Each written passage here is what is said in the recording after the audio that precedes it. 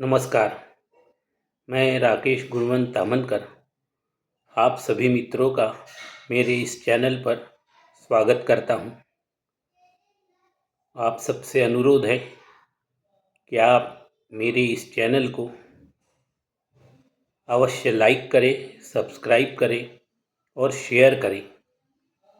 जिन लोगों ने अभी तक इस चैनल को सब्सक्राइब नहीं किया है उनसे एक बार फिर से अनुरोध है कि आप इस चैनल को अवश्य सब्सक्राइब करें और अपने दोस्तों के साथ इसको शेयर भी कीजिए। दोस्तों, हम जो संतों का चरित्र देख रहे थे उसकी अंतिम कड़ी में आज हम महाराष्ट्र के एक ऐसे संत का चरित्र दर्शन करेंगे जिन्होंने मुगलों के अत्याचार के समय, जिस समय सनातन धर्म के ऊपर कुठाराघात हो रहा था, लोगों की आस्था डगमगा रही थी, ऐसे समय अपने शिष्यों को न केवल आध्यात्मिक ज्ञान प्रदान किया बल्कि देश में राष्ट्रभक्ति जगाकर गांव-गांव में जाकर हनुमान मंदिर का निर्माण किया और हनुमान मंदिर के पास अखाड़े तैयार किए, जहां नव युवकों को अखाड़ों में कठोर प्रशिक्षण देकर अपने धर्म की रक्षा के लिए एक प्रकार से उन्होंने पूरे देश भर में एक सेना तैयार कर दी थी। तो मुगलों का जो मुख्य विरोध सबल तरीके से होने लगा, उसका मुख्य कारण यही था कि उन महान संत ने लोगों के मन में राष्ट्र के प्रति देशभक्ति की भावना जागृत की और अपने धर्म की रक्षा करने के लिए उसकी भी भावना जागृत की।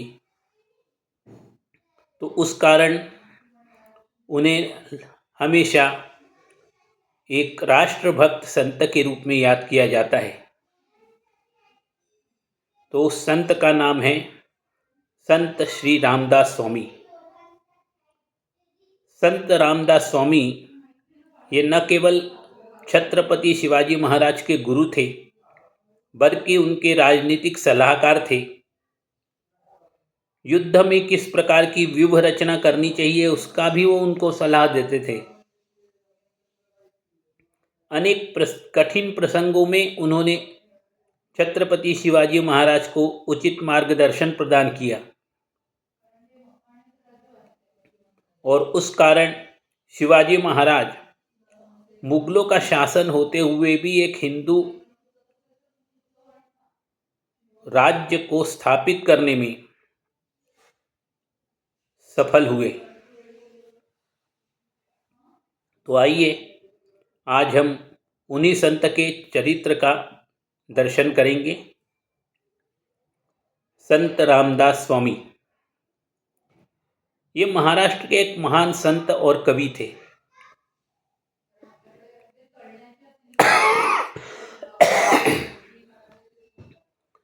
सत्रहवीं शताब्दी में महाराष्ट्र में उन्होंने अपना संपूर्ण जीवन व्यतीत किया और अपना संपूर्ण जीवन उन्होंने राम भक्ति में न्यौछावर कर दिया। इसके कारण वे रामदास स्वामी कहलाए। रामदास स्वामी जी का जन्म ईस्वी सन 1608 में शक संवत 1530 में रामनवमी के दिन अपराह्न 12 बजे महाराष्ट्र के गांव जाम में हुआ था। रामदास स्वामी जी के पिता का नाम सूर्याजी पंत ठोसर था। सूर्याजी पंत ठोसर भी एक महान संत थे और उनको भी भगवान श्री राम के साक्षात दर्शन हो चुके थे। उस कारण उनकी ख्याति देश भर में फैली हुई थी। उनके अनेक शिष्य थे।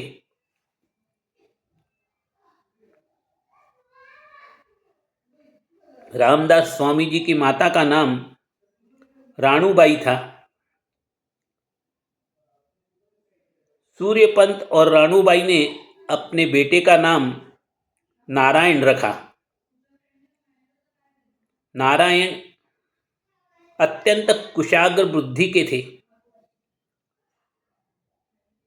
उनको बहुत जल्दी ही हर चीज याद हो जाती थी, वो समझ भी जाते थे,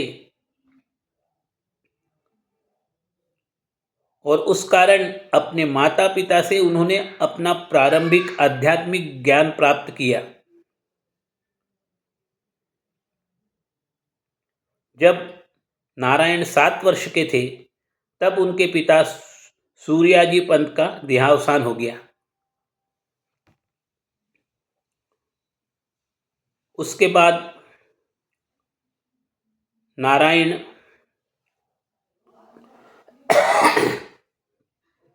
नारायण स्वामी के गुरुकुल में गुरुकुल पद्धति से शिक्षा प्राप्त करने के लिए गए। अत्यंत कुशाग्र बुद्धि के होने के कारण नारायण ने बहुत अल्प अवधि में ही चारों वेद, 18 पुराण, उपनिषद, राजनीति शास्त्र, अर्थशास्त्र, समाजशास्त्र, युद्ध कला, योग आदि सभी विषयों का पारंगत होके एक निपुण शिष्य के रूप में उन्होंने अपना स्थान बनाया।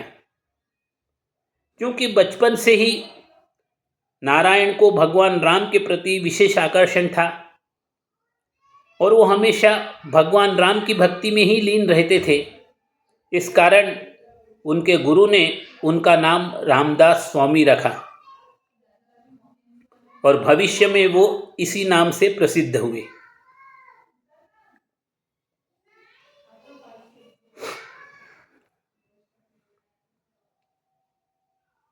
जब रामदास स्वामी की आयु 12 वर्ष की हुई तो उनकी शादी निश्चित की गई।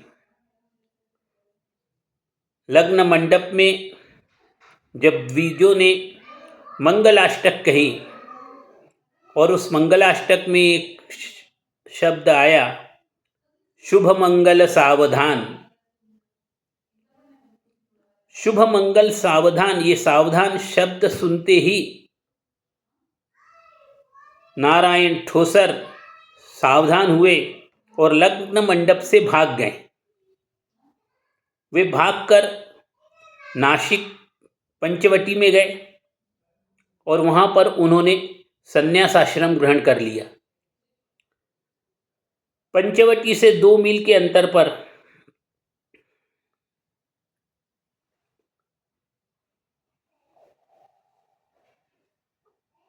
टाकरी ग्राम में वहां रहकर 12 वर्ष तक उग्र तपस्या की, अनुष्ठान किए, पुनर्चन किया। फिर उसके बाद 12 वर्ष तक उन्होंने संपूर्ण भारत के सभी तीर्थ स्थलों का दर्शन किया, जिसके कारण विभिन्न स्थानों की भौगोलिक परिस्थिति, वहाँ के लोगों का रहन सहन, उनकी प्रथाएं और उनको किन किन समस्याओं का सामना करना पड़ रहा है, ये बात रामदास स्वामी ने बहुत अच्छे से समझ ली।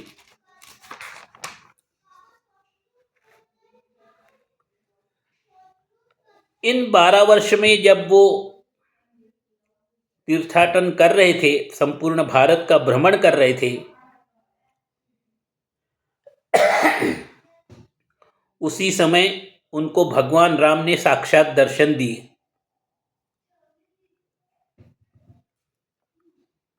और भगवान राम से आज्ञा पाकर कृष्णा नदी के समीप उसके किनारे के ऊपर रामदास स्वामी ने अपना पहला आश्रम बनाया ईस्वी सन 1644 में।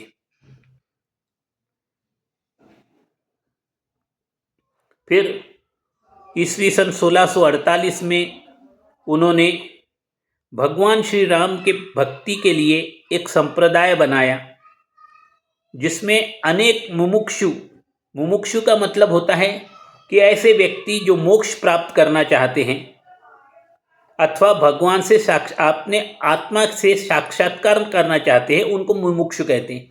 तो ऐसे हजारों मुमुक्षुओं ने उनका शिष्य बनना स्वीकार किया।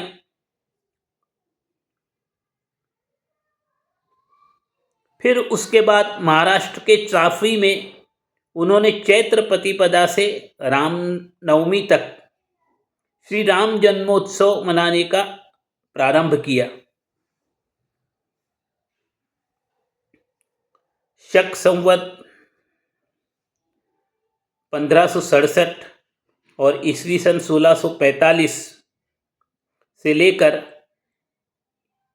शक संवत 1572 और ईस्वी सन 1650 तक 5 साल में उन्होंने पूरे महाराष्ट्र भर में घूमकर अनेक हनुमान मंदिरों का निर्माण किया और उस मंदिरों के पास अखाड़ों की स्थापना की, जिसमें नवयुवक आकर अपने शरीर को मजबूत बलिष्ठ बनाने में काम में लगे और राष्ट्रभक्ति की भावना उनमें जागृत कर अपने देश को स्वतंत्र करने के लिए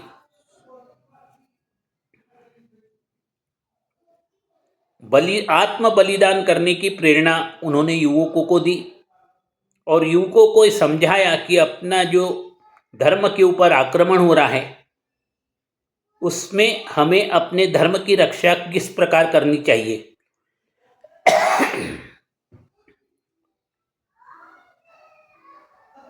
शक संवत 1571 ईस्वी सन 1649 में सिंघनवाड़ी के बाग में रामदास स्वामी की मुलाकात छत्रपति शिवाजी महाराज से हुई।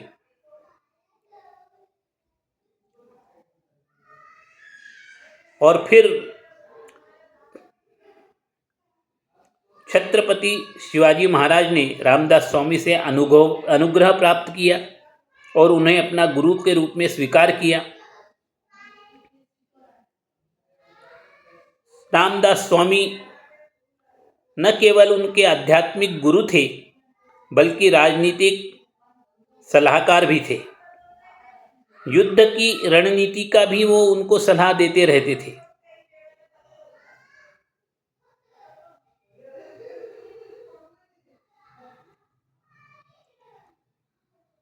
उसके बाद ज्येष्ठ मास में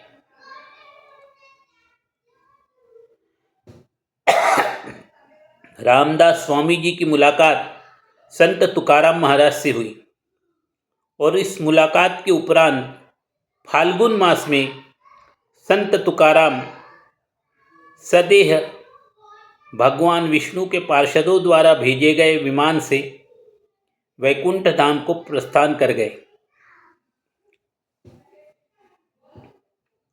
रामदास स्वामी ने आषाढ़ माह में आषाढ़ी एकादशी के समय जो पंढरपुर की यात्रा होती है उसमें भी भाग लिया। पंढरपुर जाकर आषाढ़ी एकादशी समारोह को में वो शामिल हुए। उस समारोह का आनंद को उन्होंने उपभोग किया और आषाढ़ी एकादशी उत्सव से वो बहुत प्रभावित हुए। इस समय तक रामदास स्वामी जी की कीर्ति देश भर में फैल चुकी थी और इस कारण दूर दूर से अनेक संत उनको मिलने के लिए आते थे। उनसे मिलने वाले प्रमुख संतों के नाम इस प्रकार हैं: केशव स्वामी,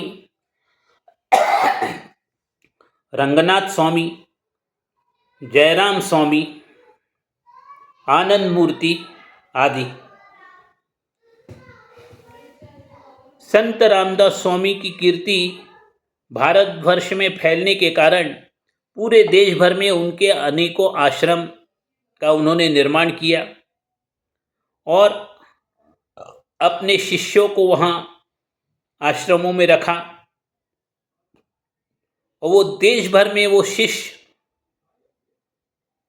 सनातन धर्मावलंबियों को उनके ऊपर होने वाले अत्याचारों से उनकी रक्षा करते थे। उनको आत्मरक्षा करने के लिए हनुमान मंदिर का निर्माण कर, वहाँ अखाड़ों की स्थापना कर, उनको स्वयं को अपना आत्मरक्षा और अपने धर्म की रक्षा कैसी करनी है इसका ज्ञान देते थे। तो ऐसे जो उनके प्रमुख शिष्य थे, जिन्होंने देश में देशभक्ति की भावना जागृत करने और धर्म की रक्षा की स्थापना करने के लिए संत रामदास स्वामी के साथ प्रमुख भूमिका निभाई, उनके नाम इस प्रकार हैं: वासुदेव बुआ, उद्धव गोस्वामी, कल्याण स्वामी के बंधु दत्तोबा, गिरिधर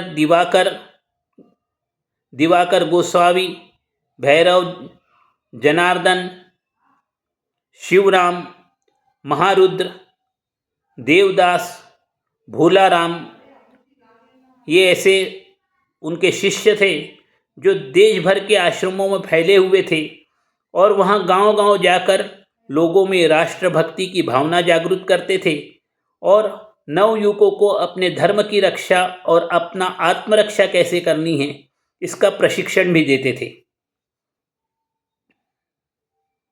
इस कारण संत रामदास स्वामी एक राष्ट्रीय संत थे। समर्थ रामदास स्वामी जी ने लोगों को राजकारण किस प्रकार करना चाहिए, धर्म की रक्षा किस प्रकार करनी चाहिए, इसका ज्ञान संपूर्ण भारत के गांव-गांव तक पहुंचा दिया था। जन कल्याण के उद्देश्य से उन्होंने अनेकों ग्रंथों की और कविताओं की रचना की। उनके प्रमुख ग्रंथ हैं ग्रंथराज दासबोध, मनाची श्लोक, आत्माराम,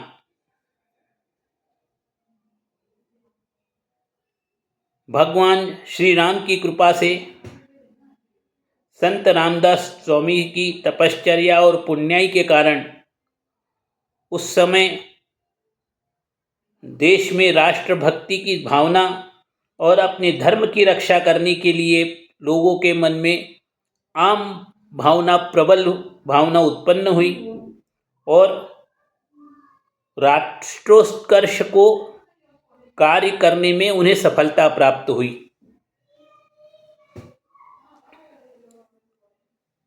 संत रामदास स्वामी उन्होंने अनेकों आरतियों की रचना की थी। उनकी प्रमुख आरतियाँ जो गणेश जी के लिए हम आरती करते हैं, महाराष्ट्र के लगभग हर घर में इस आरती को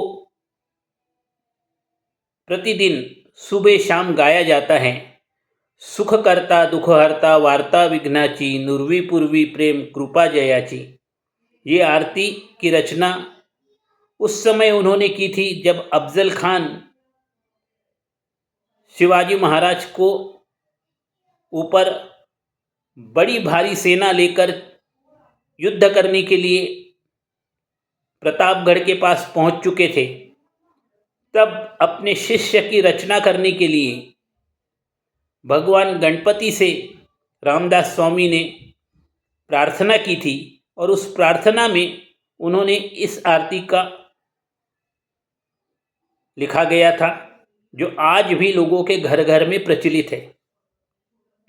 इसी प्रकार दुर्गा देवी की आरती, दुर्गे दुर्गट भारी, तुझविण संसारी, अनाथ नाथे अंबे करुणा विस्तारी, वारी वारी जन्मा मरना ते वारी, हारी पल्लो आता संकटने वारी। ये जो आरती है ये भी उसी समय रामदास स्वामी जी ने अपने शिष्य छत्रपति शिवाजी महाराज की रक्षा करने के लिए भगवान से प्रार्थना करते हुए उन्होंने लिखी थी।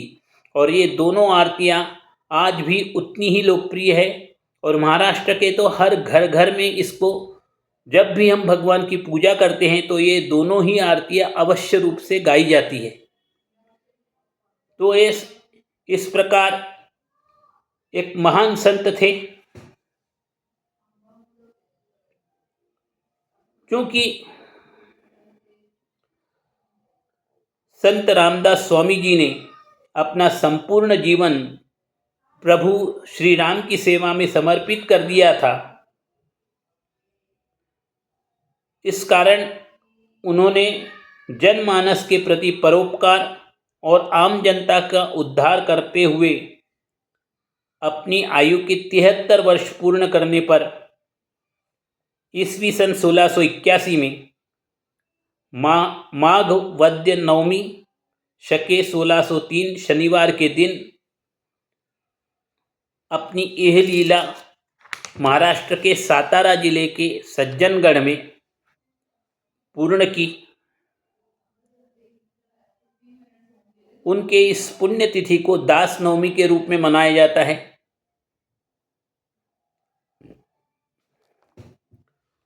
मृत्यु के समय उन्होंने अपने भक्तों को पहले ही बता दिया था कि मैं इस दिन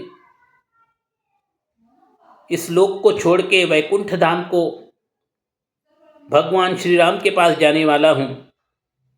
तो उस कारण दास नवमी के दिन लोगों की भारी भीड़ सज्जनगढ़ के ऊपर एकत्रित हो गई थी। सवेरे से ही भगवान श्री राम के भजन कीर्तन चलते रहे।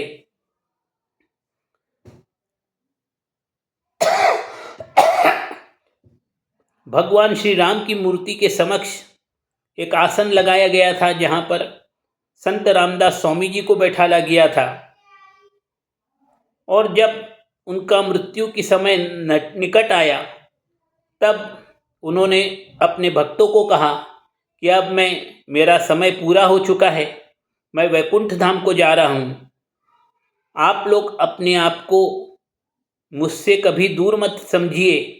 मैं हमेशा जो भी जिसको कष्ट होगा उसका वो कष्ट दूर करने के लिए इस मेरे समाधि स्थल पर हमेशा उपलब्ध रहूँगा।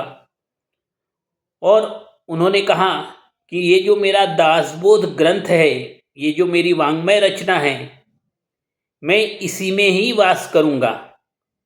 तो उनका दासबोध ग्रंथ जो है वो अत्यंत महान एक ग्रंथ है, जिसमें उन्होंने व्यवहारिक ज्ञान और आध्यात्मिक इन दोनों का मिश्रण करते हुए एक गृहस्थ को किस प्रकार अपना जीवन यापन करना चाहिए, साथ साथ ही अपना आध्यात्मिक कार्य भी वो किस प्रकार पूर्ण कर सकता है, इसका ज्ञान इस दासबोध से उन्होंने दिया हुआ है। तो ऐसे इस महान संत को जिस दासबोध में उन्होंने दरअसल 200 व्याख्यान दिए थे, जो उनके शिष्य कल्याण स्वामी ने अपने हाथों से लिखे और उसको संकलित कर ये दासबोध की रचना हुई थी। तो ऐसे ये राष्ट्रीय संत, जिन्होंने मुगलों के अत्याचार के समय लोगों में राष्ट्रभक्ति की भावना और अपनी धर्म की रक्षा करने की भावना जागृत कर हमारे देश की बहुत बड़ी सेवा की है। तो ऐसे इस संत को शत शत नमन। जय जय रघुवीर समर्थ, जय श्री राम। आपको मेरा ये पॉडकास्ट कैसा लगा, अवश्य अपने कमेंट बॉक्स में जाके अपने कमेंट्स दीजिए। मेरे इस चैनल को लाइक करें, सब्सक्राइब करें और शेयर भी करें। धन्यवाद।